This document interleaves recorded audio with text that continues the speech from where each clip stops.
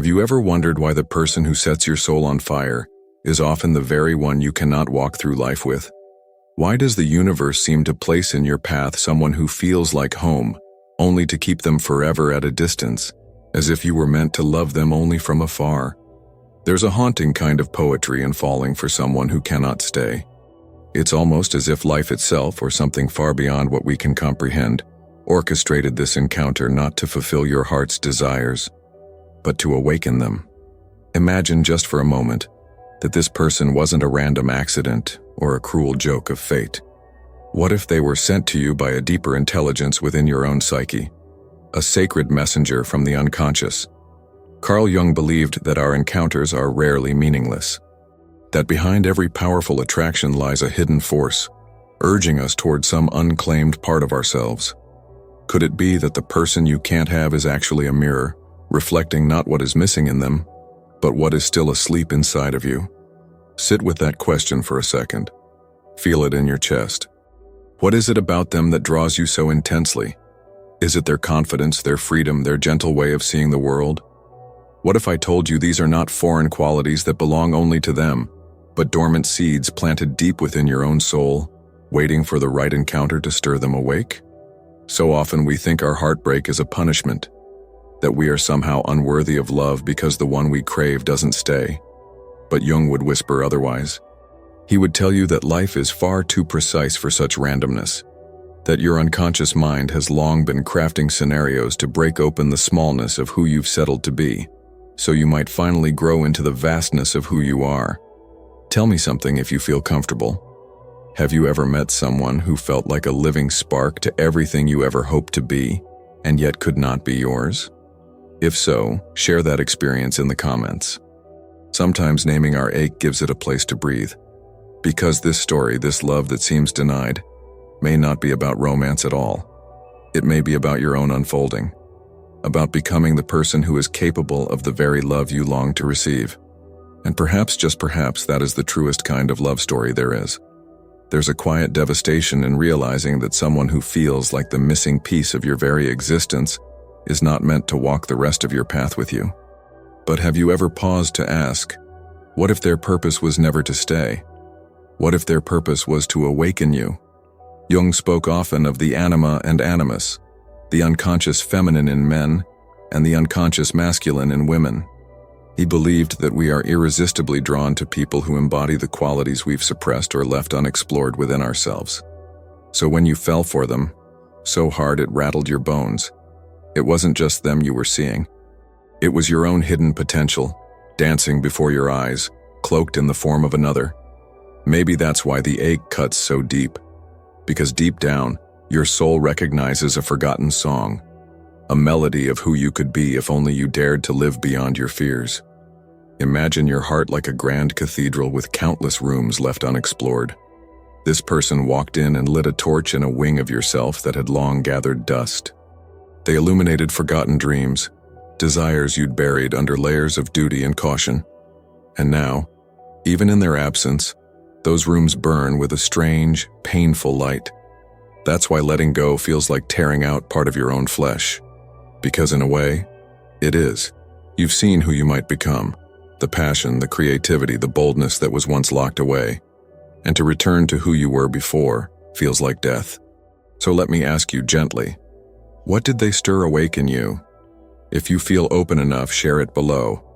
Your words might help someone else see their own reflection in your story. Perhaps this is the sacred paradox Jung hinted at, that the people we cannot keep are precisely those who carry the keys to rooms within us we didn't know existed. They do not complete us. They show us how much more complete we could become. And that's why it hurts. Not because they're gone, but because they made you remember how deeply alive you could feel. And that memory now insists on being honored. Have you noticed how the memory of them lingers, not just in your mind, but in your body? It's as if their presence rewrote something in your very cells. The way your chest tightens when you think of their smile, or how your breath grows shallow recalling the way they looked at you, as if they could see the very blueprint of your soul. Jung would say that this is not merely nostalgia or longing. It's a sign that something profound is being called forth from within you. The intensity of your feelings is not punishment. It's a compass. It's pointing toward the unlived life inside you. Because truly, what were you like before they arrived? Were you playing small, moving through your days half awake, accepting crumbs of connection because the feast of deep, vulnerable love felt too dangerous to pursue? Did you convince yourself that a flat, predictable existence was safer than risking the storm of real passion? Then they appeared, and everything inside you roared back to life. Suddenly, colors were more vivid. Music felt like it was written for you alone. Even the silence between heartbeats held new meaning. They didn't just awaken your longing for them. They awakened your longing for yourself. If you let it, that longing can become your greatest ally. It's the soul's way of saying, there is more for you, more within you, more life yet to be claimed. This person, whom you perhaps still dream of in secret, has served as the spark. Now the fire is yours to tend. Let me pause here and softly ask, what would your life look like if you honored that fire instead of trying to smother it? Who might you become if you followed the pulse of this awakening all the way to its source? If you feel moved to share, write it below. Sometimes simply giving words to our quiet longings transforms them into promises we make to ourselves. And if somewhere along this path you start to feel a deep pull to truly prioritize yourself, to begin a conscious journey of reconnection with the woman or man you're meant to be, I've gently placed a resource for you in the first pinned comment. It's an ebook crafted with care to help guide you step by step in reclaiming your own inner power. Only explore it if your heart feels called. It's there, waiting for you. Isn't it strange how someone who is never truly yours can leave an imprint more profound than those who stayed for years? It's as if their brief presence cracked open something ancient inside you, a truth about yourself that had been sleeping, patiently waiting for just such a disturbance to awaken. Jung often spoke of the process of individuation, this sacred journey of becoming who we truly are beneath all the masks and expectations. Sometimes that journey doesn't begin with joy or triumph. Sometimes it begins with heartbreak so precise it feels divinely orchestrated. You might wonder why the universe, or perhaps your own unconscious, would design such exquisite pain. Why allow you to taste a depth of love or connection only to make it unreachable? But consider this. What if that pain is not meant to destroy you, but to destroy who you thought you were, so that who you truly are can emerge? We humans cling to comfort, to the predictable. We build walls around our hearts, convincing ourselves it's safer not to want too much, not to feel too deeply. But the soul rebels against this smallness. It longs for vastness, for the thrill of becoming. And sometimes it needs a powerful catalyst to break through. So this person, the one who still dances through your thoughts when night falls quiet, may have been that catalyst. Not meant to be your forever, but meant to be your initiation. They tore a hole in the fabric of your carefully constructed life, and through that tear more of your own light could spill out. Let me ask you something that might feel tender. Since meeting them, have you noticed other parts of your life beginning to shift? Perhaps you're questioning relationships that once seemed acceptable, or dreaming bigger dreams than you dared before. Perhaps old fears are resurfacing, asking to be finally faced. If you feel safe enough, share a glimpse of that shift below. Not just for yourself, but because your courage might be the spark for someone else's awakening. Because here is a quiet miracle. The love you thought was about them is really about you. It's your own soul calling you home. And every tear you've shed, every silent longing, is watering the seeds of who you are becoming. There's something almost mystical about how the heart knows before the mind can make sense of it. When you met them, didn't it feel as if some hidden compass inside you suddenly started spinning wildly, pointing not just toward them, but toward a version of yourself you hadn't yet dared to meet? Jung would remind you that the psyche doesn't speak in the language of logic. It speaks in symbols, in dreams, in strange synchronicities that seem meaningless to the rational mind, but ring like gospel to the soul. This person was a living symbol, a walking embodiment of everything inside you that longed to be lived out loud. Perhaps that's why the connection felt so inexplicable, so beyond chemistry, beyond compatibility. It was your unconscious recognizing itself, calling to you through another's eyes. That's also why it hurt so deeply when you realized you could not journey together, because saying goodbye to them felt in a way like betraying your own becoming. But here's a softer, kinder truth. You never really have to say goodbye, because they were never just about themselves. They were always about you, about your depths, your sleeping dreams, your hidden strengths. They came into your life to awaken a part of you, and now that part lives on, even if they do not. So let me ask you something delicate, something only you can answer. What gifts did their presence leave behind? Maybe a courage you didn't know you had, a new hunger for life, a tenderness toward parts of yourself you once rejected. If you feel moved, write it below. Sometimes sharing these gifts out loud makes them more real, more integrated into who you're becoming. And if you ever find yourself wishing they'd stayed, take a breath and remember, their purpose was not to walk your path, but to push you onto it, to shatter the comfortable illusions that kept you from exploring the vast, unexplored territories of your own heart. Have you ever noticed how, after they came into your life, the ordinary no longer satisfied you in quite the same way? The small talk that once felt pleasant now feels hollow. The safe connections that once seemed enough now ring a little empty. It's as if they tuned you to a higher frequency, and now the rest of the world can't quite reach that pitch. Jung would say this is the inevitable consequence of awakening. Once your soul has glimpsed its own vastness, it refuses to shrink back into old, cramped spaces. The love you felt for them was not merely romantic, it was archetypal. It touched something primal and eternal within you, the deep instinct to grow, to integrate, to become whole. So perhaps the real heartbreak is not that you lost them, but that you can't unknow what they revealed. You can't go back to pretending you're content with half measures. You can't unfeel the intensity they stirred in you.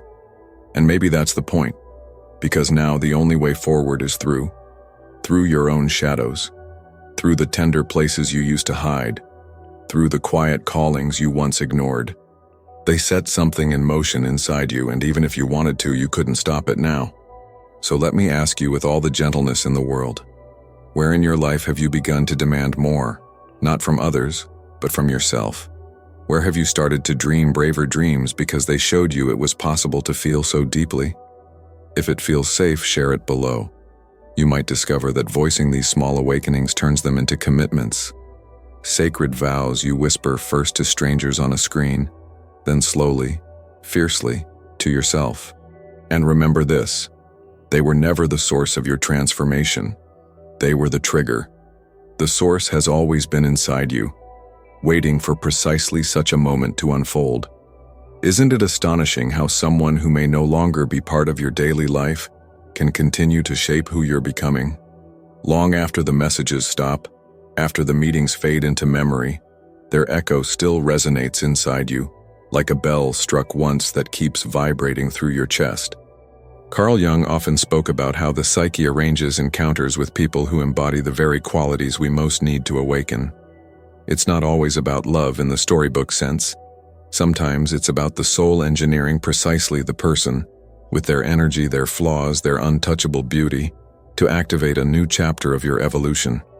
And yet, how easy it is to misunderstand this as mere loss, to think the universe cruel for dangling such closeness just beyond your grasp. But what if this distance, this impossibility, is the medicine? Because without it, you might have mistaken them as the source of your awakening rather than the catalyst. Without the ache, would you have searched your own depths? Without the wound, would you have discovered the vast reserves of love and longing within you? Pain is a peculiar teacher. It cracks open places we'd sealed shut long ago so that something truer might finally pour out. Can I ask you something tender? In the quiet moments, when the world goes still and it's just you with your breath, do you ever thank them silently for the doors they opened inside you? If you feel moved to, write it below. Sometimes offering gratitude, even to those who couldn't stay, transforms sorrow into something sacred. And if along this winding journey you begin to sense it's time to prioritize yourself, to reclaim the parts of you that have waited patiently for your love, I've left a gentle invitation in the first pinned comment. It's a guide I created with immense care, designed to walk with you step by step as you reconnect with your own inner power. Only explore it if your heart feels called. It's there, simply waiting, like an open hand. There's a quiet miracle in realizing that the love you thought was all about them has, in truth, always been about you. That the breathtaking intensity you felt wasn't just for another person. It was your own capacity for depth, beauty, devotion, echoing back to you through them.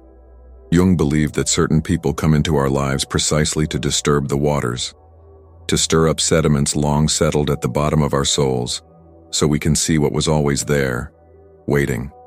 And isn't it remarkable how the universe seems to know exactly who to send? Someone whose very presence compels us to become more honest, more alive, more willing to risk the tender ache of loving fully. So often, we fear that if we let go of them, we'll lose everything they awakened in us. But it doesn't work like that. They didn't give you your passion or your longing or your newfound hunger for authenticity. They simply revealed it. Those parts of you are yours to keep, yours to grow, yours to turn into a life that feels as expansive and soul-stirring as they once did. So, let me softly ask you, what might your days look like if you began to live from that place? If you allowed yourself to embody the very qualities that drew you to them, the freedom, the daring, the radiant honesty. Because perhaps the truest honoring of this connection is not in clinging to what was never meant to stay, but in becoming the person their presence showed you could be. If you feel moved, share below, even in fragments, how you imagine that version of you. Sometimes speaking it makes it real, gives it roots, and your words might be the gentle permission someone else needs to start envisioning their own becoming. Remember, they were not your destination. They were your mirror, your invitation, your spark. The work now is yours alone, beautiful, aching, glorious work. To live in such a way that the love they awakened in you becomes the foundation of a life profoundly your own. And so here you are, standing at the quiet edge of everything this encounter has awakened within you. Perhaps a little bruised, perhaps more tender than you ever expected to be, but undeniably, breathtakingly, more alive. Isn't that the secret gift? That this love, which you once thought might break you, has actually broken you open. It's made room inside you for new colors, new longings, new possibilities you never would have dared to dream if they hadn't walked into your life.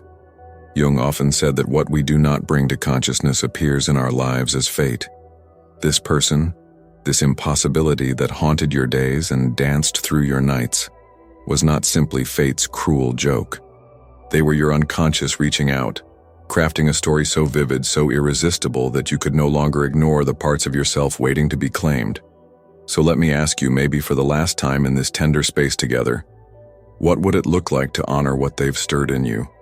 Not by holding on to them, but by stepping fully into your own depths. By loving yourself with the same fierce devotion you once reserved only for them.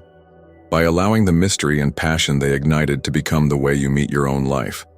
If it feels right, share that vision below. This isn't just a comment section, it's a gathering of souls, each quietly daring to become more. And if at this point in your journey you feel it's time to prioritize yourself, to step gently but powerfully onto the path of reconnecting with the magnificent being you truly are, I've left something in the first pinned comment just for you. It's an ebook I poured genuine care into, a guide to help you reclaim your strength step by step. Only explore it if your heart whispers it's time.